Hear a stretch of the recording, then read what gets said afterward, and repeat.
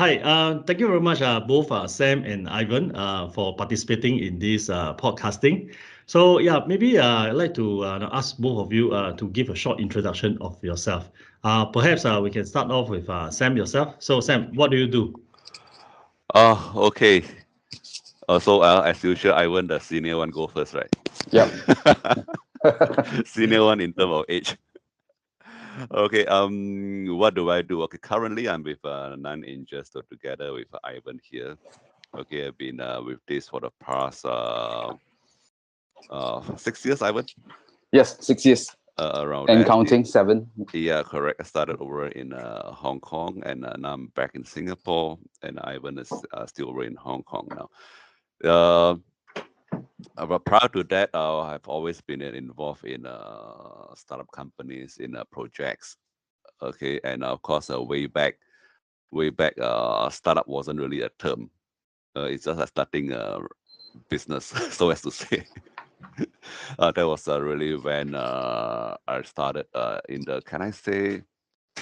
I would say that I've just worked for 3 years for a corporate company, only 3 years for an MNC company, it's a Swedish firm, where I was a salesman. Basically, I owe a lot to that company, to a lot of individuals over there. As I reflect back, maybe that later on to it.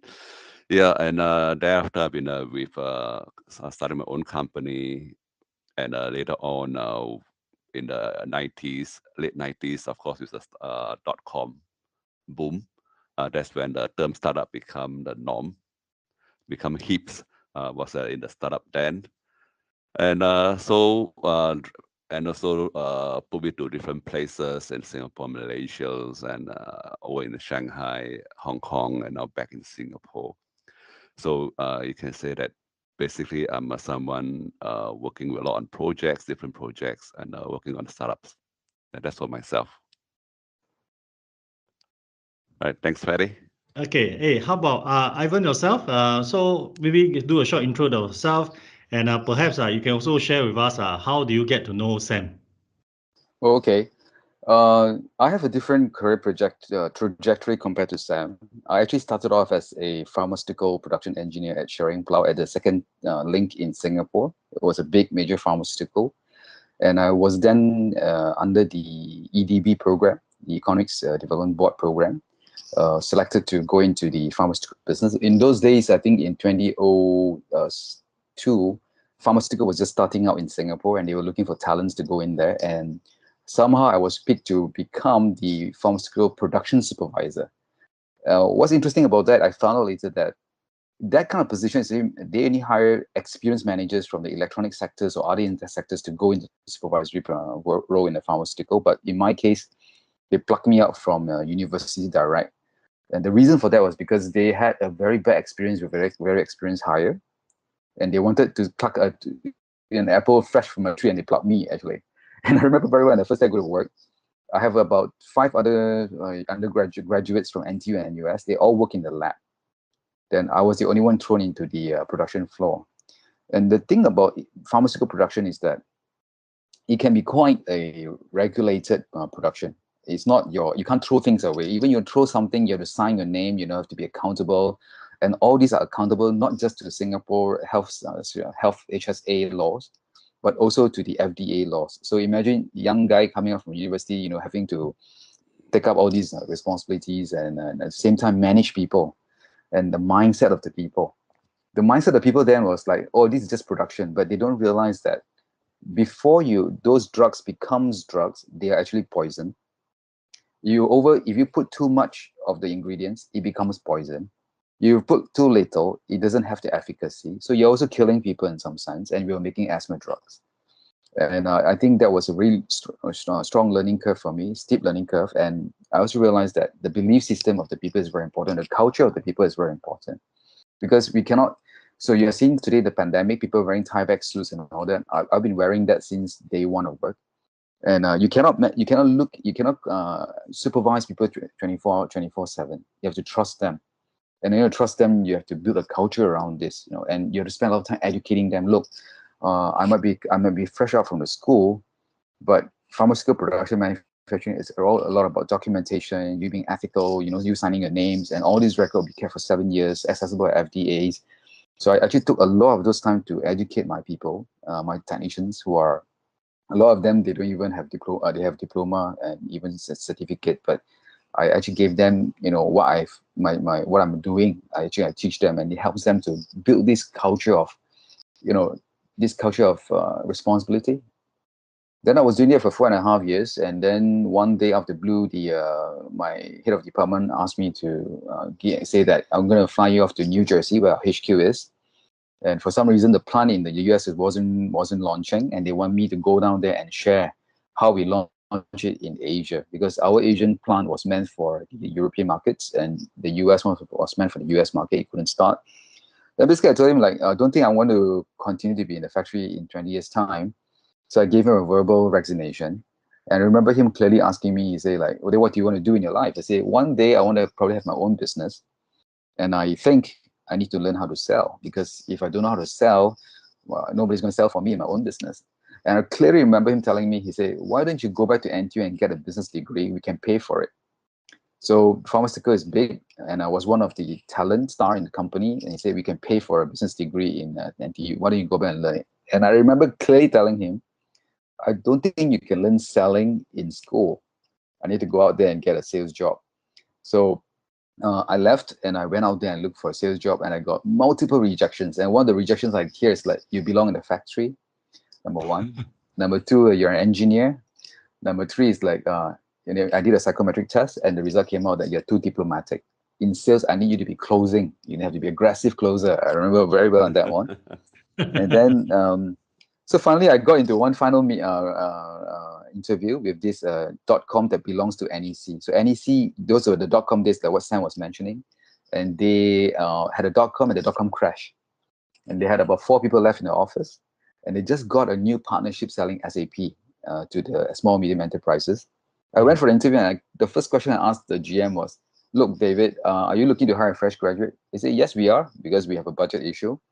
So why don't I take the fresh graduate salary, and you just try me out for 3 months. If it doesn't work out, it doesn't work out. You only lost a salary of a freshman, but I bring with me 4.5 years of manufacturing and all that."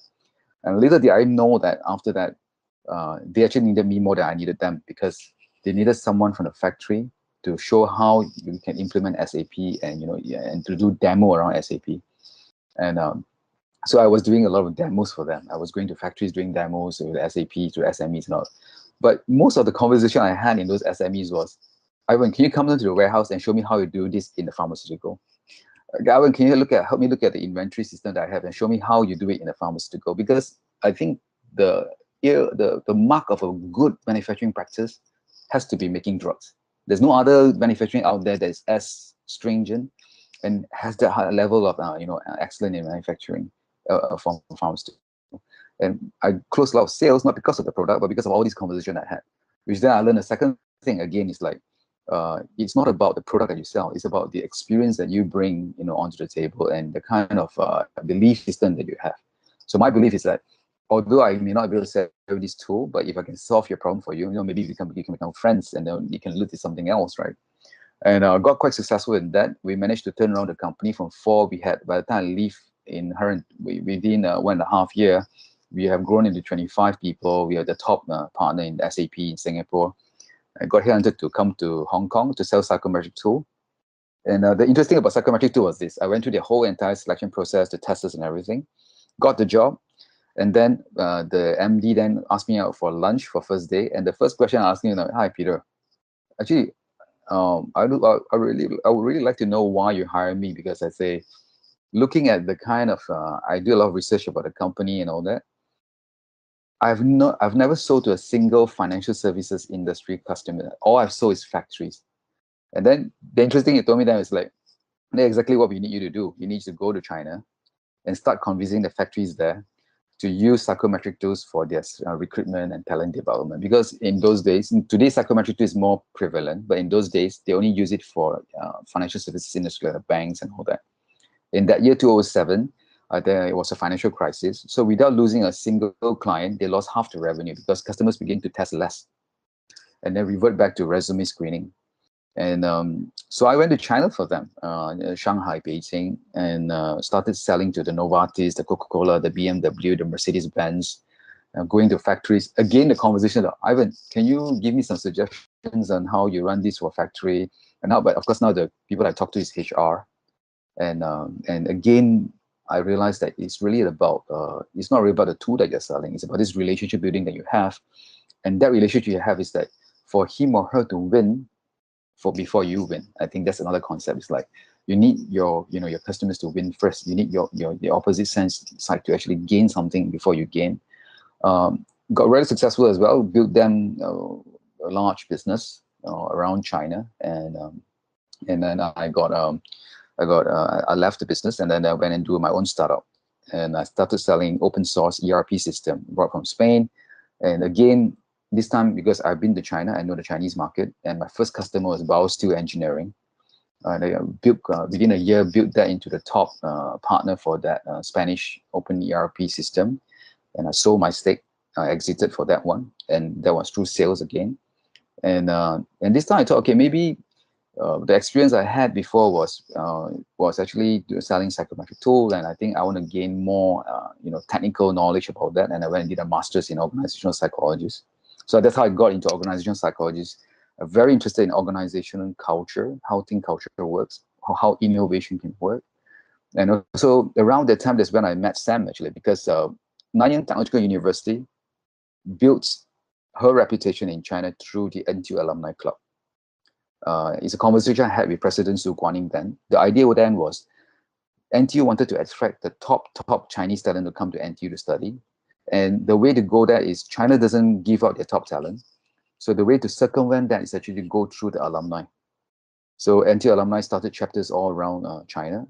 And Hong Kong is the 15th chapter that he launched. That tells you how important China was and how even Hong Kong has dropped down the peg of order. It's no longer the key one that they go for, but they go for the Beijing, Shanghai, Tianjin. Then they come to Hong Kong, the 15th one. And we started NTU alumni chapter. And the idea then was also to use the NTU alumni chapter's network to go and get top talents to come study in Singapore. And I believe this is also one of the reasons why today NTU has come from I think ranked number 75 back in 2002 to number 10 or 11th, in such a short period of time. It's because of this strategy.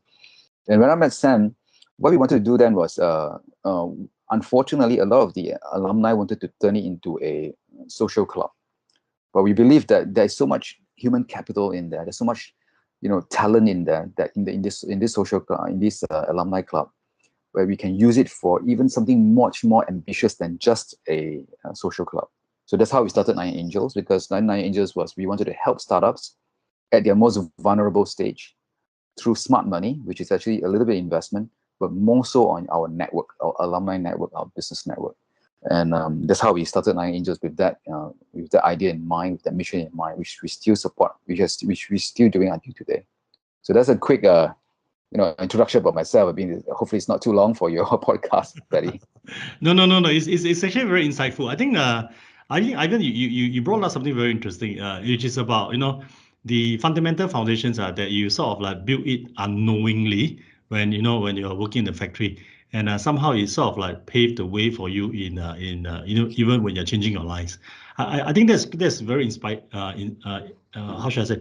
It's very insightful for people who probably thought that if I'm an engineer, that means that if I'm in a very specific industry, I may not be able to jump out of it.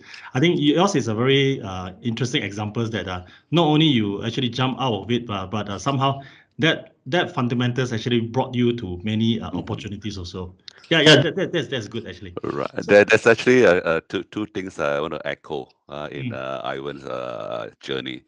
Okay, one is on sales, and him mentioning that where do you learn to do sales? Yes, having academia is good. It's a foundation, no doubt about it. But operationally, talking to people, relating to people, I think that's where we really learned. Yeah, and I sort of reflect on myself. So, okay, when I was in a company, the first company, I mean, I didn't know, it's on hindsight, I didn't know that I was actually a senior sales engineer was shadowing me. I shadow him. Okay, so Nowadays we call it mentorship. All right, I was under his wing.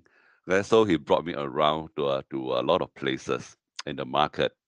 Okay, and that's basically sales. And in the sales, it's very interesting. It's what Ivan mentioned about it just now. It's about meaningful conversation. Uh, and the kind of sales is that, all right, we'll go to a company. In those days, in Singapore, the manufacturings are big. The Motorola's, the Philips, the big plants, or Toshiba's are all here. So we'll just go to these places, talking to the engineers there. All right, it's always about conversation. It's not pushing the product. And that is something that I think that I slowly pick up the what is sales about. Understanding the other party. It's not really about I know my product very well. Yeah, I mean, I 100% agree with you, Sam.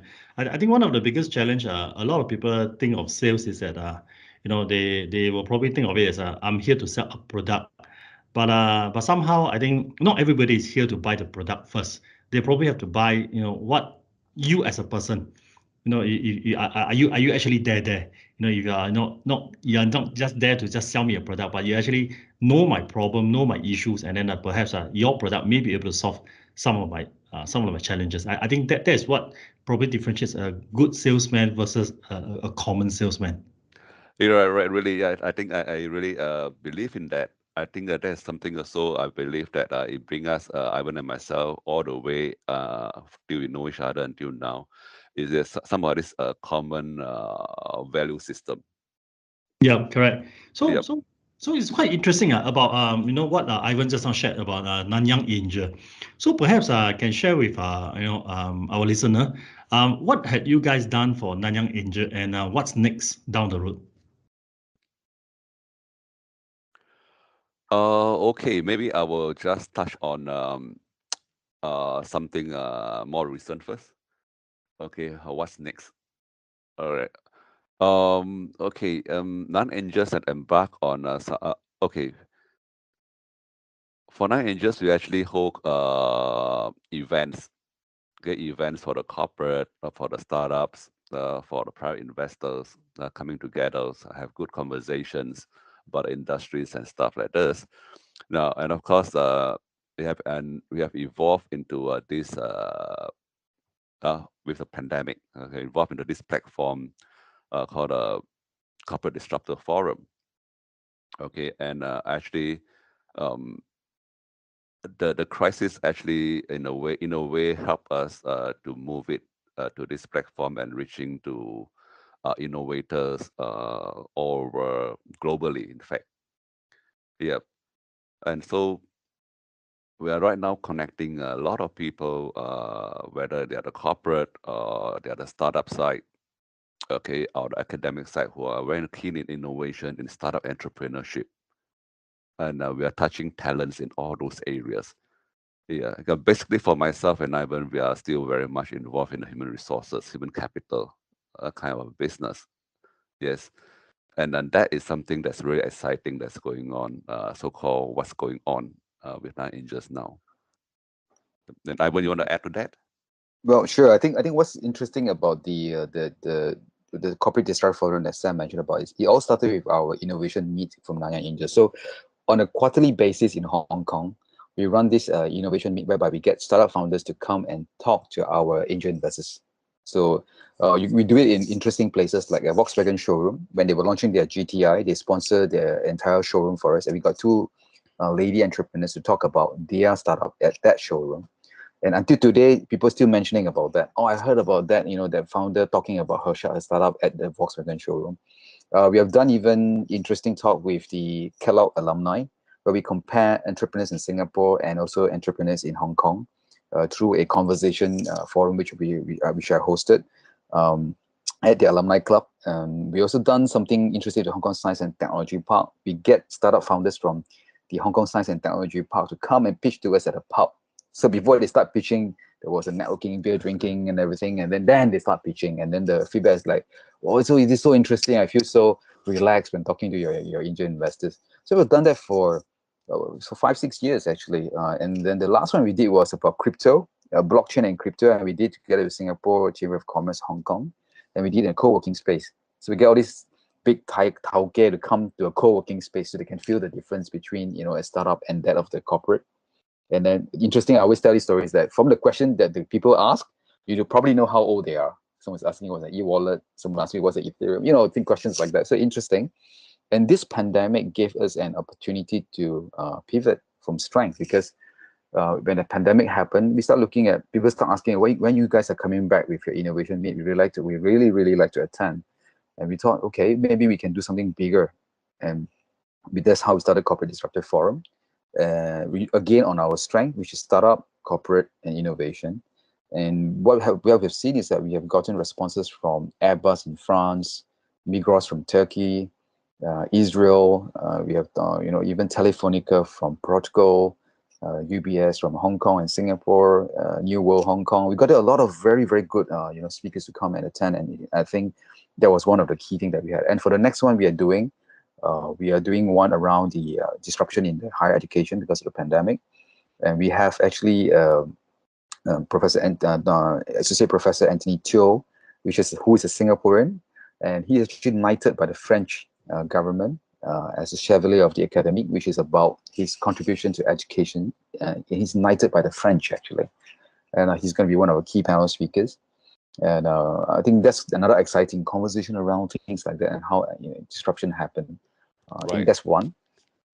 Yeah, and sorry, and then of course sorry. I wanted to add to that is that yeah, I think you may be wondering what is startup angel investor doing all these things. Yeah. All right. I think if you look at it as a startup, the startup founders, as a talent, as an innovator, as an entrepreneur, I think it's very important to put talents together with talents. The talents of all the startup founders, putting them, facing them together in conversation with leaders and talents in the corporate and academic world. I think that is the arena we're talking about. Yeah. And then, yep. Go ahead. Sorry, I need to already add on, Sam, is like about the talent, right? We also believe that talent comes from all sorts of diverse background, and we have been one of the startup that we actually invested in, and we're very proud of until today, is actually Sharon, or called Beyond Rental now. It's by Eric, a Singaporean, and Eric does not have even a diploma. I think all he has is an O level, and he reached out to us on an email, and then I think that particular year, Sam and I happened to go back to Singapore for a conference. He waited for us outside the hotel lobby. He came to us and he told us, like, I want to do circular economy, which is actually something that's now everybody talking about, ESG. But coming at 3 to 4 years ago, you have a person who is not a degree holder, not a diploma holder, not even an A-level holder, telling him to do circular economy. I think he got turned down by a lot of people. But what we saw in him was grit and resilience. And the second thing we saw is that he doesn't just say it, he's doing it. So he's talking about circular economy. He wants to save the environment. And he was already working for a company that clean offices in the middle of the night. So he knows the industry inside out. He knows the kind of chemical they're throwing. He knows the chemical they're using. And he has gone to the landfill, something that you've never been before. And we think these are the kind of people that, a lot of the Singaporeans, too much emphasis has been put on education that you missed out talents like that. And that's also where we focus our attention to actually for startup. So okay, so just to circle back. So just now, Ivan, you mentioned about Nanyang Angels. It seems like is it more focused on in Hong Kong prior to the all the activities? Was it before the pandemic? Was it more in the Hong Kong side, and then somehow because of the pandemic, is has gone sort of like regional, if not global? I think for the startup investment, it has always been in Hong Kong, because Sam and I was both based in Hong Kong, and then that Sam is now in Singapore. But we invest in startups in Singapore, Malaysia, and Hong Kong. So we even have invested in startup in Malaysia before, at the earliest stage. A lot of time the idea is still on a piece of paper when they come to us, when they draw it out on a piece of paper. So we have done that. And then the Corporate Disruptive Forum is actually an extension of the events that we had. So we're actually kind of incubating an idea over there and see what happens that comes after that. Right. Yes, that's what exactly is happening. And for the events side of things, I think I wouldn't call it a crisis, but with the pandemic ongoing, um, we need to do something. Yes, We definitely. need to do something because people are asking us what's happening about the events. So that is, if you ever call it a crisis, that is maybe a push for us to really to extend. Hey, we need to have some sustainability to our program, or how we're going to carry on, and that's where we so-called pivoted to the Corporate Disruptor Forum. Do both of you see, with the pandemic, I mean, we're going up and down, still spreading here and there with the virus and everything. Do you see yourself going forward, going to be all more in the online space, or will you see, one day it may actually come back to physical events again? Okay. We'll see that it'll be predominantly online. Virtual. Of course, the physical event will still happen in different localities, but that will not be the majority of the events. Yep. But the physical side are still important. Yep. Are still important. But predominantly, it'll be have the virtual event. And I thought about that. I still remember back in those days. I was in SIM. SIM used to have night classes, Yes. doing marketing and all those. So I had a diploma. 7 to 10 p.m. You time. are so right. You are so right. On this I think it's a diploma in marketing, something like this. I was in the night classes, and one day this lecturer just came in. I said that, hey, this internet thing will change our whole world. This internet thing will change our whole world. Of course, for that night, it means nothing to me. Yeah, but we look at it with the Internet of Things and everything riding on this bedrock, this framework. So it's really it changes the whole world, and it's still changing now. Yeah. Yeah, no doubt. In fact, lots of us, especially those with kids, had sort of gone through 1 year of studying at home. Yes. For So, for me, I think what I just want to add on that is that I think the way our kids, look at the future, we have to start going away from the hard core, just the hard data, like for example the education, the mathematics, the physics, and all that. Those are just skill set. I think what's missing for a lot of Singaporean kids, even for Hong Kong kids, is that these other soft skills that the parents seems to have actually didn't really focus on, the empathy. I think empathy is actually one of the key things to selling. And when you go for an interview, you're also selling yourself, actually, in some sense. You're selling yourself to your interviewer. And I think these are some of the key areas of soft skills and even character building that's actually parents should look into, really, because that's what's going to differentiate between, this kid or the other kid. Grades alone is not going to be the answer for everything, unless you're the super duper smart ones who will become the rocket engineers. Yes. Otherwise, I think these other skills is something that's critical to success in the future. yeah, I 100% agree with you on this also. Because no matter what, it's also about the person. You may have the perfect product, may have the perfect mechanism to deliver contents whatsoever. Somehow, I think it's the person who actually makes a huge difference between the same content and the same deliverable methods that get the other party to actually accept it and even embrace it. So it's very interesting to hear from both of you talking about this Nanyang Asia. So eventually, probably perhaps I can give us a bit of a glimpse on what's upcoming now on your next event. Oh, the next event that we're doing is so this year we've done 4 corporate disruptive forum. The first 2 we did was actually for the pilots. So we call it thinking outside the cockpit. And the idea is to get pilots to think outside their cockpit, that there is a future outside of their role because of what's happening. They can go into startups, they can go into corporate. So we line up speakers for them to see who are actually ex-pilots themselves, who have gone into startup, gone to accelerators, gone to corporate, and become partners in Accenture and things like that. The first one was very successful. That they asked to do the second one. So pilots from Cathay, SQ, all attended that, and I think we had about close to 500 pilots for that 2 events from 40 countries that attended the Corporate Disruptive Forum. The third one was the one that you also attended, Patty. It's the Corporate Startup Partnership Interactive. And the last one for this year, we're going to do one called Leadership and Strategic Disruption in Higher Education. So what the focus of that is going to happen on 12th of November. And the focus of that is how, and university education is going to change. How it's going to be transformed in the global reset, number one. What is the role a university has in startup and innovation ecosystem? And the third one is rethinking the alumni engagement, how universities can look at the alumni as an asset for growth in the future. I think that's where the conversation is going to start around that. And we have we have about 5 speakers now confirmed. We have very good speakers, including Anthony Teo, the Singaporean, who's actually now going to host a panel about the strategy of universities. He's also very instrumental. He was part of the secretary of NTU that actually brought NTU from 75 to 11th. And he's in Harvard MBA, 1965, I think. And he has a lot of these, he brought business sense into a then quite, regulated sort of running, very traditional way of running the university.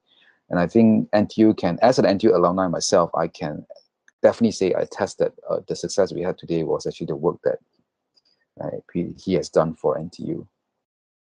Oh, that's yes. very interesting. Yeah. All right, and sorry to add to that. So, Ivan, we have Dr. Maria Gallo. Yeah, and she's the author of the Alumni Way, which is a way to disrupt the way alumni has been operating. Our alumni is such a powerful asset, but I don't think a lot of schools actually have so-called make use or leverage on it in the right way of connecting people, connecting businesses, and of individuals. So she'll be sharing with us too, Dr. Maria. So it seems like from the past couple of minutes, you guys have been talking about a lot more on the alumni side. Yeah, I do agree that there are a couple of a lot of opportunity missed when the alumni sort of turn into more social. I mean, there's nothing wrong with it. But how do you see yourself, as from Nanyang Angel, able to work with the maybe NTU alumni to so-called blend in the business together? I think for us, right, we are not that focused on just NTU alumni itself. I think we are really about people, and I mean NTU happens to be our starting point, but we really want to help more people in getting into the startup scene actually. Or maybe I can share a story as well. Like Sam and I, 2 years ago from Nine Angels, I went to the US. I attended one of my seniors startup in the US. It's called Culture City. So it's instead of C for culture, it changed to K, Culture City. And he's a Malaysian, and he started a Culture City because his eldest son is autistic. And he felt that he wants to change the culture of a city looking at autism. That's why the C changed to K. And I went there at the time, he was just doing it for the first year. And why he did it is because he's a doctor, his wife is a doctor. And they felt that both of them are doctor, they couldn't find resources for their son. They want to change that, especially their culture. And I remember when they launched it, it was a small affair. And but today, 5 years down the road, all the major MLB, basketball, baseball, they have even TV stars on their team now, and it's grown so big. And they are now even involved in designing football stadiums for autistic fans in the US. I think that's one of the major things that happened. But what happened was, when I went to that event, I met a lady, and she had an English reading program online, designed to help kids to learn English as a second language. So we chatted. She's already 70 plus when I met her. So would you be interested to bring this back to Asia Pacific? I said, sure. I mean, I'll be interested to bring it back to Asia. Came back, spoke to Sam, and we decided that if you're going to sell this like a regular education product, those people can afford it, they don't need it. They'll have enough English resources. And those people who can't afford it, who needs it, will not be able to afford it because it costs 150 US a year. And we decided to turn it into a social project. So we use our network, our alumni network, our business network, to then buy the logins for underprivileged kids.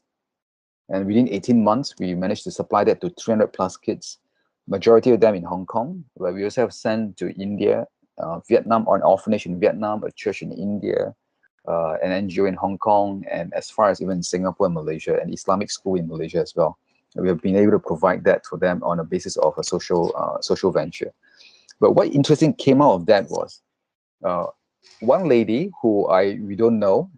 Sam only happens to know her from the LinkedIn, a lady called Belinda Wong. She sent us a check for, I think, 20,000 Hong Kong dollars plus. But we were requesting that only each individual to buy the login for the children. So it would be only 150 US or 300 US from each individual. We want more individuals to be helping and not one person to give all the money. But we have never met this lady. She gave us 20,000 Hong Kong. And then Sam said, maybe we should get her out for lunch and say thank you and to get her to know better.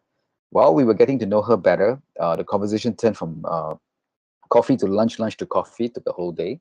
And then Sam told Belinda, said, oh, by the way, Ivan has an idea for this book. And then, Belinda asked her, so what's the idea that you have? And then I told her that I have the idea of this book titled Department of Startup, Why Every Fortune 500 Share. One is about how MNCs can have a culture of innovation through the lens of startups. And then the next thing she told me, you should write a book. I said, oh yeah, we are interested to write a book, but we don't know where to turn to and all that. And to cut the story short, she connected us to an agent. And within a month, she followed up with me, whether the agent read a proposal or not. I say he didn't reply. She called UK for me. She's based in Hong Kong. And within a month, we got a book contract with a New York publisher. And we published the book, a 30,000 word book. We wrote it within 6 months, and we published it in 2019, actually. And that is also the basis of, that what was informed our work in Corporate Disruptor Forum. Right. And I think that the interesting thing That's is amazing. The interesting thing is, again, it's about people, and it's about the people, and you genuinely want to genuinely want to connect with people. I think that's the key, to actually being successful in life today. It's not about where you come from and what you do. Actually, it's how you look at your relationship with other people. Yeah, Right. that's a very good piece of advice, Ivan. Yeah, and also we do believe that there are a lot of corporate management professional that who is a high in hierarchy. They're also very keen to share, to have real conversation. It's not that they're so far away. Many of them are very willing to share the experience and have good conversations with maybe people, I can say it, many rung below them. Yeah. Yeah. I do agree with you, especially on this your last statement, Sam. Like what I'm doing now here, we always have this when startup founders, when they first started, they see those in the corporate as a high and mighty, unreachable, not able to talk to them, Yes. not able to align with them, can't chase after them, stuff like that. And then those high up, so-called in the hierarchy, especially if you're talking about those in the MNCs, those where to them it's like, okay, they know that they are moving in a pace that is not as fast as a startup, because certain procedures still need to be followed. But in startups is it is much more nimble, and this also resulted in folks on the top wanting to know how those at the founders, how they run it. But I think this is where the bridging will come in very useful, especially where what you guys are doing now, able to bridge both sides to sort of like to have a clearer understanding of what both are doing and how both can actually help each other, rather than seeing each other as opposing forces. Exactly. We can all be friends, so as to say. And yes, and we are straddling between the three domain. In fact, the startup, the corporate, as a academia, the academic side, which I think traditionally a lot of people have been so-called complaining that there's a lot of hierarchy, there are a lot of protocols, very slow. Yeah, I think that is one area so that we're trying to bridge. Yep. Okay. Coming to an end of the podcasting. So, any last words from both of you? Any advice for our listeners? Sam, go ahead first. I wouldn't say advice. I would say that from some personal learning experience is that it's all Ivan has touched on that. empathy. On the personal side, I think I have to keep reminding that I have to always remain humble. Humility is very much understated. Humility in the term of whichever the people we talk to have a listening ear. Yeah, give a listening ear and really understand the other party. I think at least one area that I think at least I myself hold value to. Yeah. I think I definitely echo what Sam is talking about. And one of the things that I always tell myself is that I don't know what I don't know. And Yeah. it's so true because some of these Absolutely, young people, absolutely. they definitely know things that I don't know. And More than I us. have a story to tell you about that as well. I'm one of the early adopters of LinkedIn. I was the very first, I think I was the top 100 user of LinkedIn. I was the first to pay for the LinkedIn business account. One of the first 100 as well in the world when LinkedIn was just starting up. And then that time to pay for a LinkedIn business account, I think I paid no more than $100 Hong Kong for a year. I can't remember. It's almost negligible amount, but it's not too much, but it's substantial enough so you feel that you're spending that money, maybe 200-300 Hong Kong dollars. But then it was an annual Yeah. annual year. No, it's And then monthly. and I reached 1,000 followers within LinkedIn. When I first used it, I reached 1,000, and then I thought like, okay, there's nothing much of this thing. There's just like putting a resume online. You have 1,000 followers. I reached it. I was one of the first to reach 1,000 followers, and then I decided to cancel the business subscription. And I got a call from LinkedIn from the US. I got a call from LinkedIn. LinkedIn called me and say, "Oh, Mr. Yong, you're one of our first 100 users. We advise you not to, cancel the subscription because we are going to keep this subscription amount for you as our first 100 adopters throughout the lifetime." I confident telling you, I think I don't have a need for LinkedIn. I don't need it. And I think I'm not going to spend it, And I cancel my subscription. Today I'm paying 5,000-6,000 Hong Kong dollars a year for the same thing which I had earlier, which I got paid just like 300 Hong Kong dollars. Which could have been a lifetime. Yeah, for a lifetime. And now they're charging you, they can continue increasing the cost. And I'm now, I'm not too concerned about the followers, but definitely that thing, that money thing. And I really don't know what you don't know, you see. And I always tell myself this, whenever someone come in with an idea, like for example, Eric came with an idea he wanted to do called circular economy. I don't even know what is circular economy at that point of time, but I believe in him because he has been to the landfill. I've never been to a landfill. He's cleaning offices and not using chemical. I'm not. He knows it better than I. And true enough, now today, how big is ESG? And then Eric, who is not even an A-level card holder, he's now holding conversation with multinational corporation, executives, including, I think, remember there was a time he was talking to Norwegian bankers about his project. He's talking to government officials. All these were more highly educated than him.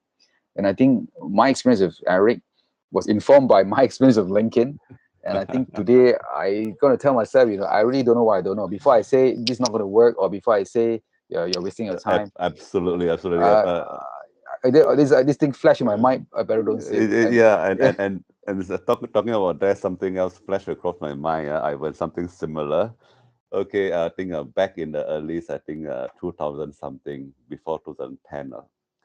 All right, I was my startup there was actually a headhunting company recruiting lawyers in Shanghai.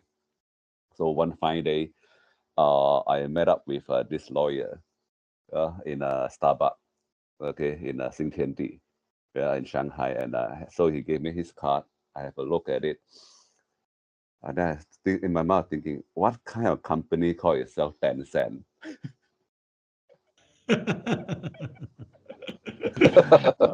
So bright who tell me, okay, I'm a lawyer with this new company. I'm just doing this. I see, I have very again. I eat a humble pie. The thought was in my know, heart, right? but the thought was in my mind. What kind of company call itself Tencent? Just as when Xiaomi came into the scene. Oh yes. Yeah, everybody. What is a small rice? Okay, thank you very much, guys. You guys give a very good insights and also quite a fair bit of information. to understand more about what you guys are doing, especially for Nanyang Angel, and most importantly is that the brains behind it and how you guys are probably got it up together. Yeah. So thanks, and hopefully that our listeners can benefit as much as what you guys have shared, and hopefully that we can invite you guys back for the next round. Oh, thanks a lot, Thank you Paddy, very for much. having us. Actually, Thank you so much, Paddy. we are so happy to be having conversation with you today. Yes. Okay. Yeah. Thank Thank you you, for Ivan, and thank you, always Sam. being gracious yourself. Yeah. Thank you. Okay, thank you guys. See you.